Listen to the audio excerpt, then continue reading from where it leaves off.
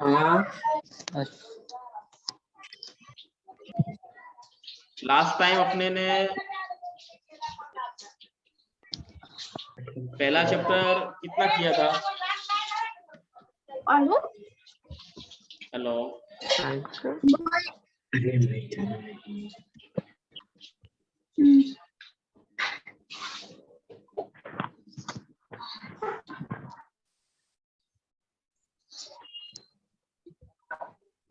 गणित का तो साइंस कहाँ से पढ़ाना? चलो मेरी बात सुनो ध्यान से। अब स्क्रीन पे पहला चैप्टर दिख रहा है ना सबको?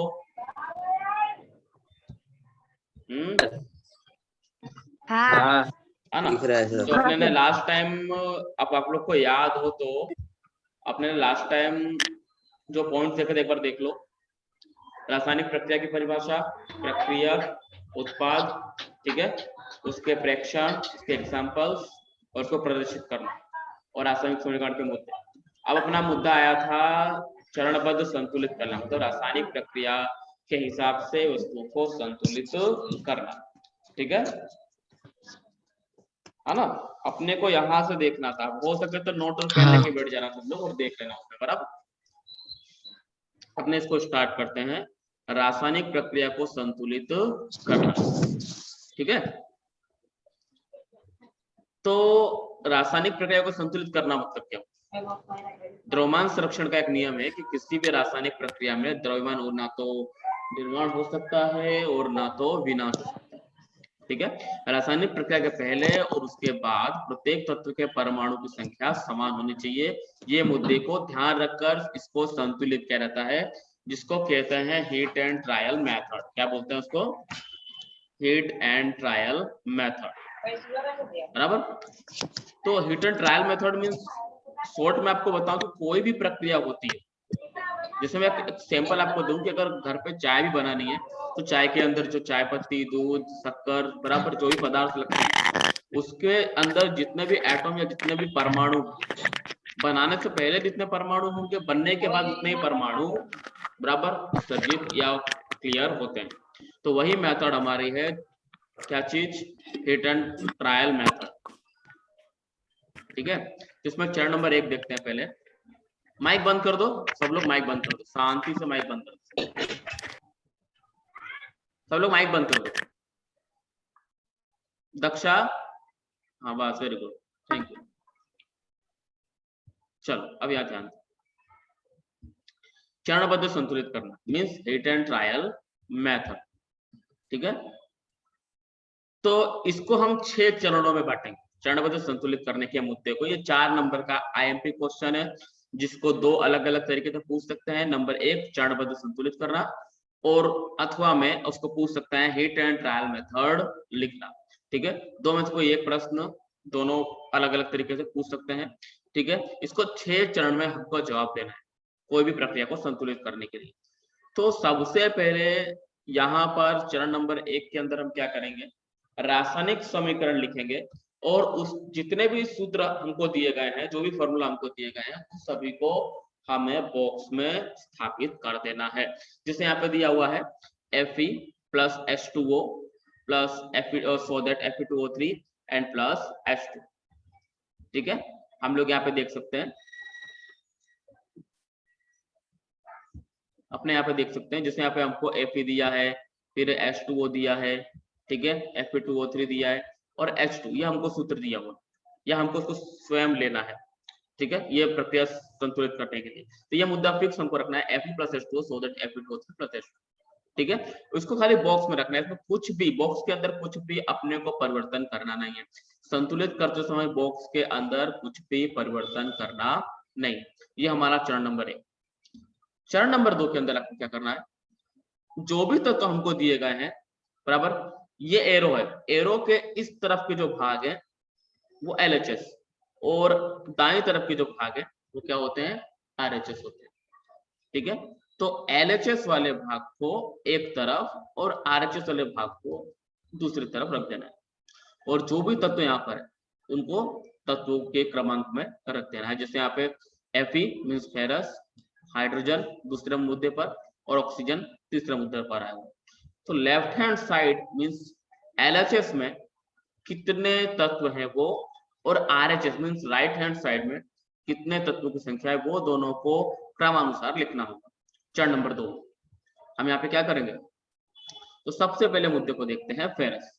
फेरस है लेफ्ट हैंड साइड में कितना, 1। यहाँ पे देख सकते हैं ये 1 है, अकेला है तो यहाँ पे आंकड़े आसपास नहीं लिखे, मीन्स या एक बार लिखा हुआ है तो ये 1 है। सेकंड पॉइंट आता है हाइड्रोजन, ये कितना है 2, तो ये हाइड्रोजन में देख लेते हैं, ये लिख दिया हुआ है 2। ये ऑक्सीजन कितना है, बाद में कुछ नहीं लिखा, मीन्स ये क्या है 1, ये लिख दिया 1। अब सामने की तरफ आ जाते हैं, फेरस यहाँ पे कितना लिखा हुआ है 2, है ना, राइट हैंड साइड, तो ये फेरस हमारा हो गया 2 होना चाहिए, लेकिन यहाँ पे गलती से ये कितना लिखा गया है 3। इसको आपको ये ध्यान रखना है कि यहाँ पे 2 आएगा, ये गलती से यहाँ पे 8 हो गया है 3, तो इसको हमको आगे सेट कर देना, ये गलती से लिखा हुआ है बराबर, यहाँ पे आंकड़ा आएगा 2, ठीक है, ओके। इसके बाद ऑक्सीजन कितना है 3,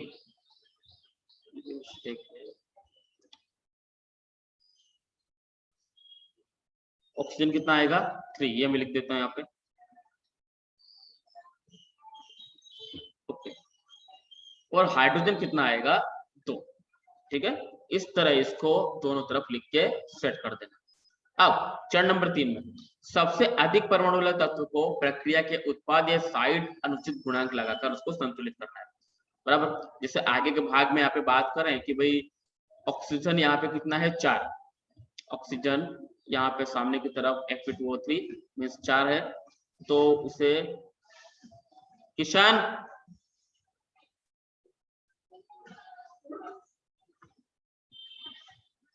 यहाँ पे ध्यान दो, चरण नंबर 3 सबसे अधिक परमाणु वाले तत्व को प्रक्रिया का उत्पाद की साइड अनुचित गुणांक लगाकर उनको संतुलित करना है। जैसे यहाँ पे फेरस है, फेरस प्लस 4H2, तो यहाँ पे 4 गुना हाइड्रोजन ऑक्सीजन को सेट करना है, कितना 4 गुना, क्यों, ऑक्सीजन राइट हैंड साइड 4 है, ठीक है, तो इसको 4 करने के लिए हम पीछे 4 नहीं लगा सकते, पीछे 4 लगाएंगे तो हमारा सूत्र जो वाटर का पानी का सूत्र वो बदल जाएगा, इसलिए हमको उसको 4 से आगे गुणांक में सेट कर देना है, ठीक है, Fe प्लस 4H2O, ठीक है। इस हिसाब से बाकी में किसी में परिवर्तन लाना नहीं। अब इसी तरह जो भी गुणांक है LHS और RHS लिखकर हमको सेट करना है।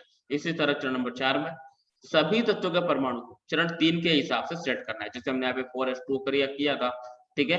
अब यहाँ पे ऑक्सीजन तो 4 दोनों तरफ हो जाते हैं, लेकिन हाइड्रोजन 4 गुणा 2 मतलब 8 हो जाता है, तो हाइड्रोजन सामने कितना 2 था, जिसको हमने 4 से गुणा कर दिया, तो ये सेट हो गया 4 दूनी 8 बराबर। अब कौन बचा Fe3, यहाँ पे 3 फेरस है और आगे 1 ही था, तो आगे हमने इसको 3 से गुणा कर दिया। इस तरह ये हमारी प्रक्रिया कैसी हो जाती है, दोनों तरफ समान हो जाती है। इस तरह सभी तत्व के परमाणु की संख्या प्रक्रिया के दोनों ओर समान हो जाती है। अब अगला मुद्दा आता है चरण नंबर 5, प्रक्रियक और उत्पाद की भौतिक अवस्था को लिखनी होती है। अगर यह प्रक्रिया चलो हो गई, अब प्रक्रिया में जो पदार्थ हम ले रहे हैं वो किन अवस्था में है वो भी हमें पता होना चाहिए। इसलिए जैसे यहाँ पे फेरस है, तो फेरस सॉलिड अवस्था में होगा, वाटर H2O तो वो लिक्विड या वेपर या उसकी गैस अवस्था में होगा, ठीक है, तो उसके लिए G उपयोग होगा या L उपयोग होगा। Fe3O4 सॉलिड है तो इसके लिए S उपयोग होगा, और H2 यहाँ पे गैस तो G का उपयोग होगा, इसलिए उसको अलग से चरण नंबर 5 में लिखा रहता है। प्रक्रियक और उत्पाद की भौतिक अवस्था लिखनी होती है, जैसा कि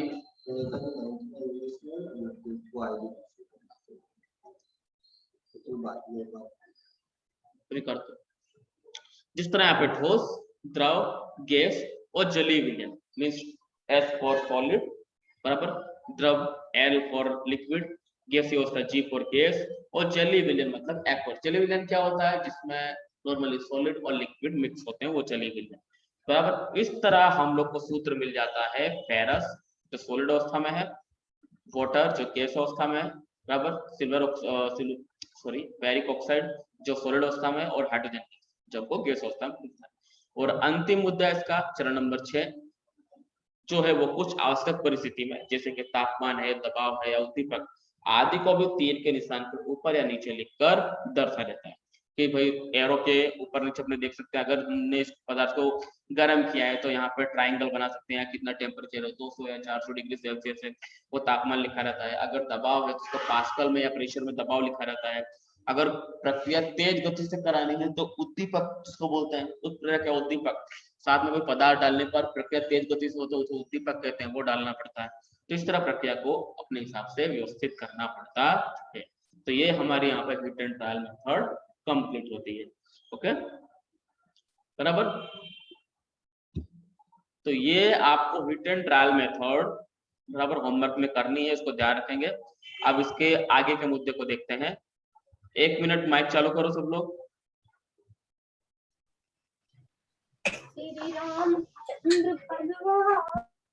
इसके घर गाना गाते हैं सब। मेरी बात सुनो सभी लोग।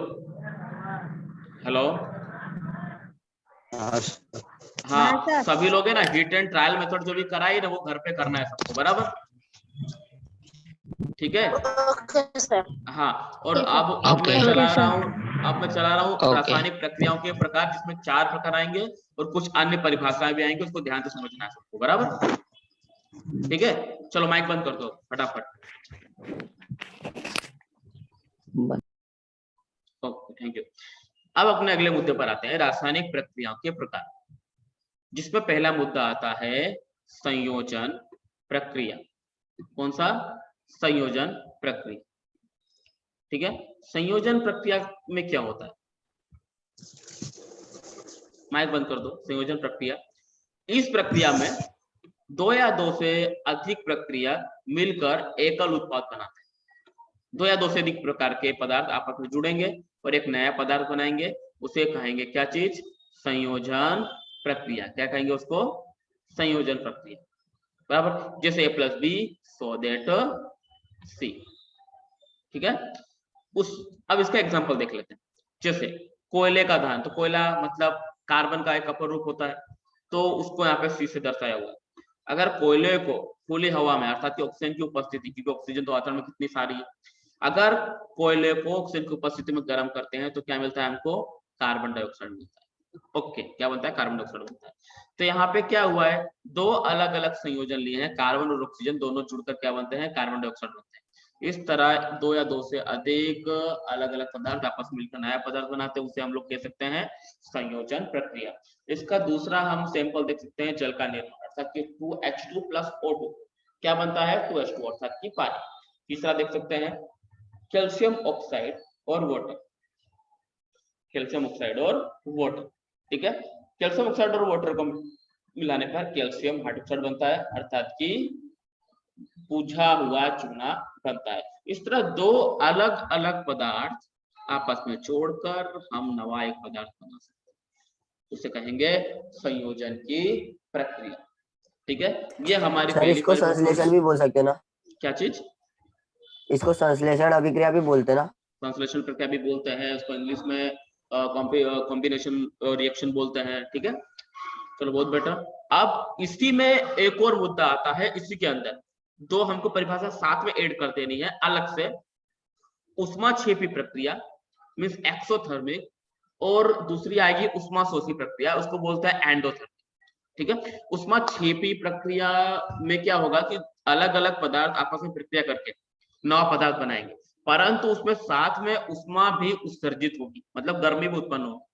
इसका मैं आपको एक सैंपल दूं, जैसे एक सैंपल देता हूं, पहले फिर परिभाषा बताऊंगा उष्माक्षेपी प्रक्रिया में। तो जैसे कि अपने बात करते हैं चूना, घर पे कभी अपने चूना लगाते हैं, तो चूना करते हैं, तो चूना करने में हम सबसे पहले उस चूना दुकान से लेकर आते हैं और उसको एक बड़े से कैरबे में पानी डालकर उसके अंदर चूना डाल देते हैं।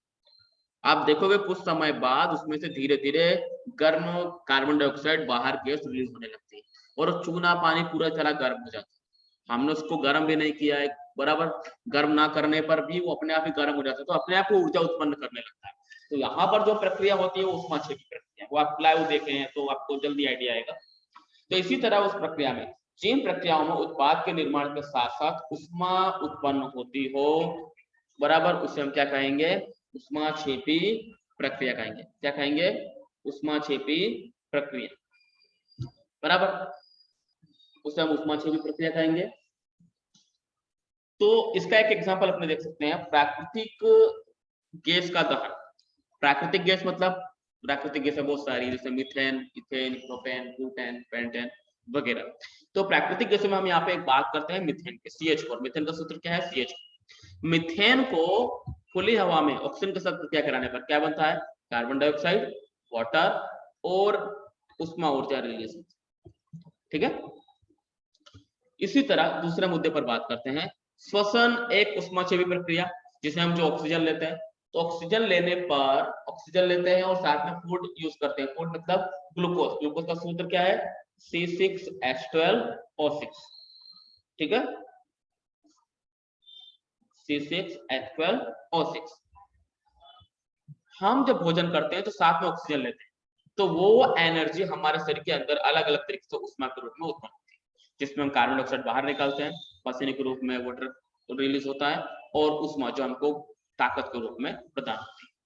ठीक है, तो ये हुई हमारी ऊष्माक्षेपी प्रक्रिया। अब दूसरे मुद्दे पर आते हैं हम, दूसरे मुद्दे पर जिसका नाम है वियोजन प्रक्रिया। जिस तरह हमने पहले देखी संयोजन प्रक्रिया, उसी का क्रॉस आता है वियोजन प्रक्रिया।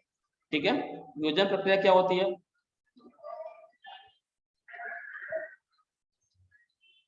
वियोजन प्रक्रिया,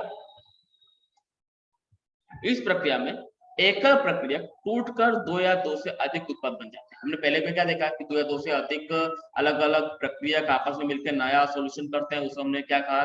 संयोजन प्रक्रिया। यहाँ पर क्या होगा? एक उत्पाद होगा, उसमें से टूटकर दो अलग अलग प्रक्रिया बन जाएगी, या हम शॉर्ट में सॉरी इसको ऐसे बुक करेंगे कि एक प्रक्रिया टूटकर दो अलग अलग उत्पाद बन जाएंगे, उसे हम कहेंगे वियोजन प्रक्रिया। जैसा कि यहाँ पे एक सैंपल दिया हुआ है A to B plus C, बराबर।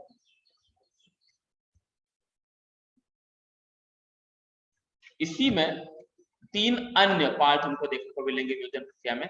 एक आएगा हमारे पास, यहाँ पे हम लोग देख सकते हैं उष्मीय वियोजन, दूसरा हमको मिलेगा विद्युत वियोजन, और तीसरा हमको मिलेगा यहाँ पर प्रकाशीय वियोजन। इस वियोजन प्रक्रिया में हमको ये तीन वियोजन साथ में ऐड करके दिए हैं, तीनों वियोजन हमको सीखने होंगे, बराबर। एक बार फिर से मैं परिभाषा दोहरा देता हूँ। इस प्रक्रिया में एकल प्रक्रिया टूटकर दो या दो से अधिक उत्पाद बनाते हैं, उसे हम क्या कहेंगे? वियोजन प्रक्रिया। ठीक है, जिसमें हमने पहला सैंपल लेते हैं हम लोग, जिसमें हम पहला सैंपल लेंगे उष्मीय वियोजन।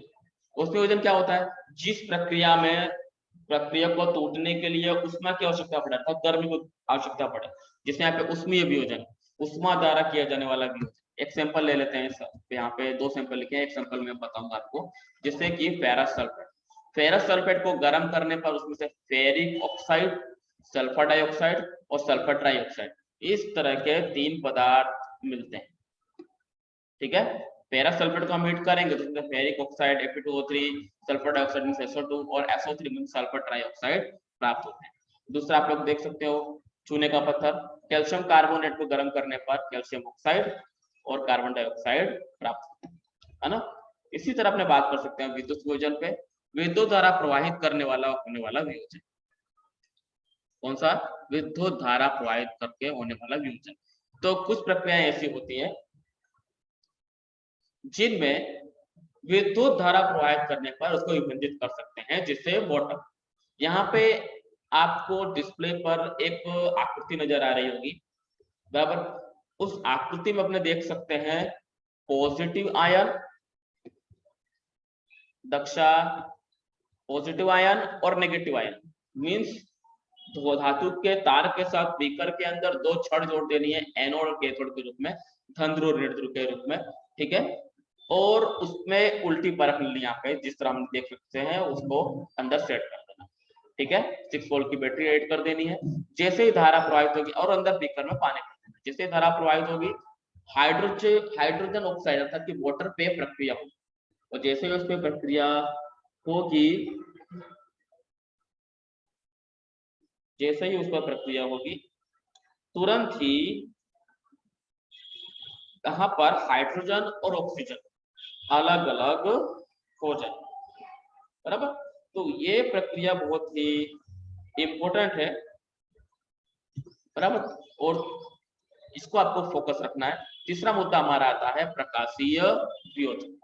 अच्छा, प्रकाशीय वियोजन में क्या है? सूर्य के प्रकाश में उपस्थित होने पर होने वाला है, मतलब सूर्य प्रकाश की उपस्थिति में किसी पदार्थ की प्रक्रिया तुरंत ही प्रक्रिया होती है, तो वो यहाँ पर प्रकाशीय वियोजन कहलाएगा। जैसे यहाँ पे लिखा हुआ है सिल्वर क्लोराइड। सिल्वर क्लोराइड का ऊपर सूर्य प्रकाश उपस्थित होता है, तो तुरंत सिल्वर और क्लोरीन दो डिवाइडेशन यहाँ पे होता है। और इसी तरह सिल्वर ब्रोमाइड, उसके ऊपर सूर्य प्रकाश पड़ता है तो क्या होता है, सिल्वर और ब्रोमीन बराबर दो अलग अलग भाग में विभाजित हो जाते हैं। इस प्रक्रिया को बोलते हैं श्याम श्वेत फोटोग्राफी। क्या होते हैं, श्याम श्वेत फोटोग्राफी। मतलब श्याम श्वेत या black and white old age जो फोटो पाड़े जाते थे कोडे के कैमरे के में, उस टाइम पे कोडे कैमरे चलते थे पुराने के समय में, तो वहां पर जो फोटो पाड़े जाते थे उसमें ब्लैक एंड व्हाइट प्रोसीजर होती थी, ब्लैक एंड व्हाइट फोटो आते थे, तो उसके अंदर लाल लाइट के अंदर लाल लाइट वेरी फिक्सेड की उपस्थिति में फोटो को सुखाए जाते थे बराबर। आज के टाइम पे हम डिजिटल वर्क देखते हैं तो उस समय सिल्वर क्लोराइड का खास यूज होता था। तो इस प्रक्रिया का उपयोग कायम होता है श्याम श्वेत फोटोग्राफी। ठीक है, अच्छा आप सभी लोग यहाँ पे ध्यान दो, अपने यहाँ तक आज पॉइंट्स क्लियर करते हैं, कल अपने स्टार्ट करेंगे उष्माशोषी प्रक्रिया। आप लोग को होमवर्क में जितना मैंने अभी चला है वो सब करके मुझे पर्सनली आपको पीडीएफ फाइल सेंड करनी है, इसका ध्यान रखें। ठीक है, चलो अभी के लिए इतना रखते हैं। ओके ओके सर, चलो बाय। बाय।